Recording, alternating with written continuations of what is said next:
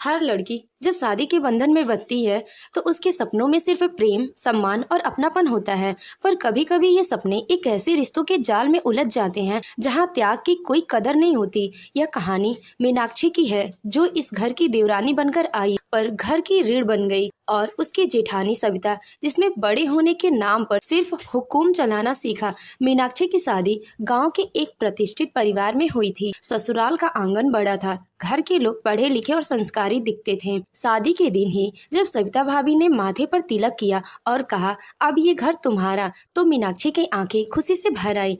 लगा जैसे सपना साकार हो गया। लेकिन कुछ सपने हकीकत में थपेड़ों में बिखर जाते हैं। शादी के दूसरे दिन मीनाक्षी सुबह जल्दी उठकर रसोई में पहुंची। वहां पर उसकी सास खड़ी थी। सविता भाभी नहीं आई। सासू माँ ने कहा, बड़ी बहू तो देर से उठती है, तुम छोटी हो, सब संभाल लो। धीरे धीरे हर सुबह की वही क्रम बन गया। मीनाक्षी 5 बजे उठकर रसोई में चाय बनाती, नाश्ते की तैयारी करती, बच्चों का टिफिन, कपड़े प्रेस करना, सब्जी लाना, झाड़ू पोछा, बर्तन, और अंत में सविता भाभी के लिए कॉफी बनाना।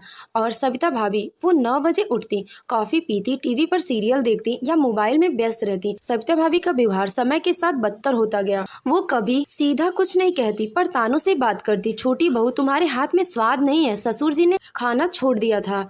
तुम्हारी चाल देखी है, जैसे कोई नौकरानी चलती है। हर वक्त काम में लगी रहो, तभी इस घर में टिक पाओगी। वो खुद कुछ नहीं करती पर मीनाक्षी के हर काम में नुक्स निकालती थी। और सबसे ज्यादा चोट तब पहुंची जब मेहमान के सामने हंसते हुए कहती, छोटी बहू तो देवी है, सब कुछ कर लेती है, हमें तो बस राज करना आता है। एक दिन मीनाक्षी ने साहस करके अपने पति राकेश से बात की, आपको लगता है कि मैं खुश हूँ? भाभी जी मुझे नौकरानी बनाकर रखती हैं। राकेश ने गहरी सांस लेकर कहा, तुम छोटी हो, सहन करना सीखो, घर की शांति जरूरी है। बस यही जवाब था हमेशा के लिए। राकेश एक अच्छे इंसान थे पर जेठ जेठानी की छाया से बाहर नहीं आ पाए। सासू माँ हर चीज देखती पर कुछ नहीं कहती। जब मीनाक्षी ने एक बार चुपचाप पूछा, माँ जी सब काम मैं करती हूँ, भाभी जी कुछ नहीं करती हैं, सास ने जवाब दिया, हमारे जमाने में बहुएं नदी से पानी भरकर लाती थी, तुम तो घर में हो, ये सब तो करना ही पड़ेगा। मीनाक्षी को समझ आ गया कि उसकी पीड़ा कोई नहीं समझेगा। त्योहार आए, मेहमान आए, पड़ोसी आए, पर मीनाक्षी की जिम्मेदारी और बढ़ती जा रही थी।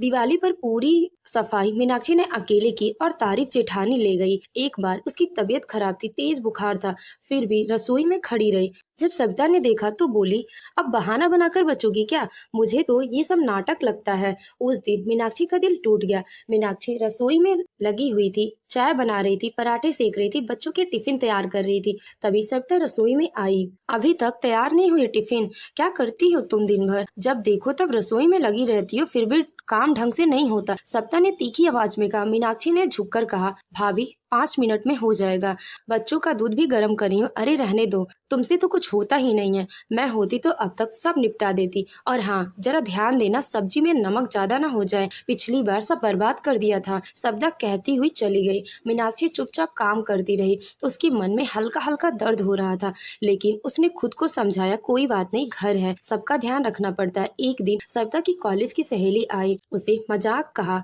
तू तो मस्त है यार, एकदम रानी बनी रहती है। सविता हंसती हुई बोली, हाँ यार, एकदम नौकरानी जैसी देवरानी मिली है, सब काम करती है, मुझे तो बस आराम करना होता है। मीनाक्षी ये सब कमरे में खड़ी सुन रही थी। उसके हाथ से पानी का गिलास गिर गया। वो पहली बार टूटी नहीं, वो जागी। अगले दिन सुबह वो रसोई में नहीं गई, ना चाय बनाई ना खाना, मंदिर में बैठी रही। सविता ने चिल्लाकर कहा, अरे चाय नहीं बनाई क्या? मीनाक्षी ने शांति से जवाब दिया, आप भी तो बहू हैं, थोड़ा आप भी कर लीजिए। घर में सन्नाटा छा गया। तेरी हिम्मत कैसे हुई? मीनाक्षी ने बीच में बात काटते हुए कहा, बस करिए भाभी, बहुत सुन लिया, बहुत सह लिया, मैंने चुप रहकर घर को जोड़े रखा, आपकी हर बात माने, आपको बड़ा माना, लेकिन आप क्या समझती हैं कि मेरे पास कोई हुनर नहीं है, सिर्फ इसीलिए मेरा पति ज्यादा नहीं कमाता? मैं किसी काम की नहीं हूँ। आपने तो शादी कर दिया है, लेकिन मैं भी अपने पैरों पर खड़ी हो सकती हूँ। आपने देखा है, सिर्फ मेरी चुप्पी मेरी काबिलियत नहीं, मैं भी कुछ बन सकती हूँ। अब और नहीं, अब मैं कुछ करके दिखाऊंगी, अपने लिए, अपने पहचान के लिए।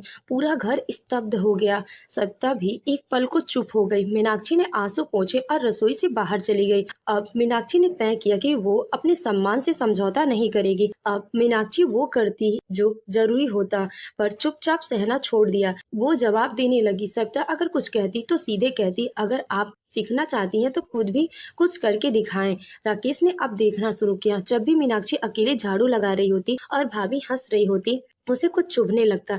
एक दिन राकेश ने सविता से कहा, भाभी कभी मीनाक्षी को भी आराम करने दीजिए। सविता चौंकी, पहली बार किसी ने उसे टोका था। अब सासू माँ भी बोलने लगी, बड़ी बहू छोटी बहू को हर वक्त काम में लगाए रखना ठीक नहीं है। एक घर चलाने के लिए सबको साथ देना पड़ता है। अब त्योहार का काम बंटने लगा। सविता को बुरा लगा, पर मीनाक्षी अब सहने के लिए नहीं बनी थी। अब मीनाक्षी ने अपने लिए समय निकालना शुरू किया। उस दिन के बाद मीनाक्षी ने खुद को बदलना शुरू किया।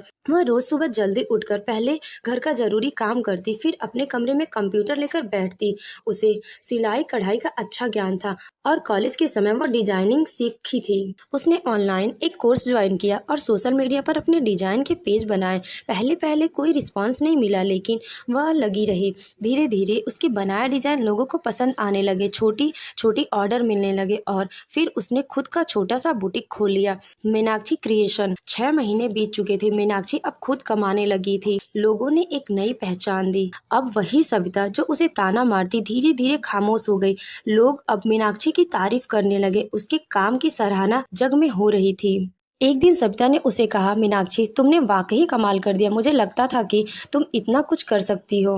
मीनाक्षी ने विनम्रता से कहा, भाभी कभी कभी इंसान को चुप रहना पड़ता है, लेकिन जब वक्त आता है तो उसे खुद को साबित करना ही पड़ता है। मीनाक्षी की यह कहानी सिर्फ देवरानी जेठानी के रिश्ते की नहीं, बल्कि हर उस महिला की है जो समाज और परिवार के बोझ तले खुद की पहचान को खो देती है। लेकिन अगर वह चाहे तो हर चुप्पी को आवाज बदल सकती है, हर आंसू को ताकत बना सकती है। कभी किसी की चुप्पी को उसकी कमजोरी मत समझो। हर स्त्री के अंदर एक आग होती है, बस उसे पहचानो। वो एक मजबूत है, आत्मनिर्भर और आत्मसम्मानी महिला थी। सविता अब ईर्ष्या करने लगी थी। उसे लगने लगा कि सब मीनाक्षी की तारीफ करने लगे हैं। मोहल्ले की औरतें कहती, छोटी बहू तो काम भी करती है और अपनी कमाई भी करती है, आप तो बस घर में राज करती हैं। अब सविता को अपनी स्थिति छोटी लगने लगी। वो अब समझने लगे कि एक महिला की पहचान सिर्फ घर चलाने में नहीं होती, बल्कि उसे आत्मनिर्भर और स्वाभिमानी होना चाहिए। एक दिन जब राकेश ने कहा, मैंने तुम्हें कभी समझा ही नहीं, तुम्हारा त्याग अब समझ में आ रहा है, मीनाक्षी ने जवाब दिया, साथ की जरूरत आज भी है,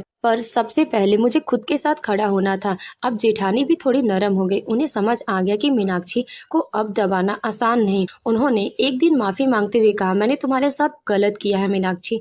तुमने परिवार को संभाला, मैं खुद को ही संभाल ना पाई। नर्म स्वभाव कमजोरी नहीं है, बल्कि वो ताकत है जो परिवार को जोड़े रखती है। चुप रहने वाली हर औरत कमजोर नहीं होती। कई बार वो इसलिए चुप होती है ताकि घर बिखरे नहीं। पर जब आत्मसम्मान की बात आती है तो हर औरत को अपनी आवाज उठानी चाहिए। जेठानी देवरानी का रिश्ता अगर समझदारी और सहयोग से निभाया जाए तो वो माँ बेटी या बहन बहन से भी सुंदर बन सकता है। दोस्तों, आप लोग बताइए कि मीनाक्षी ने सही समय पर सही निर्णय लिया। तो दोस्तों, आपको हमारी कहानी कैसी लगी? कमेंट करके जरूर बताएं। अगर कहानी अच्छी लगी हो तो वीडियो को लाइक करें और हमारे चैनल को सब्सक्राइब करें। धन्यवाद।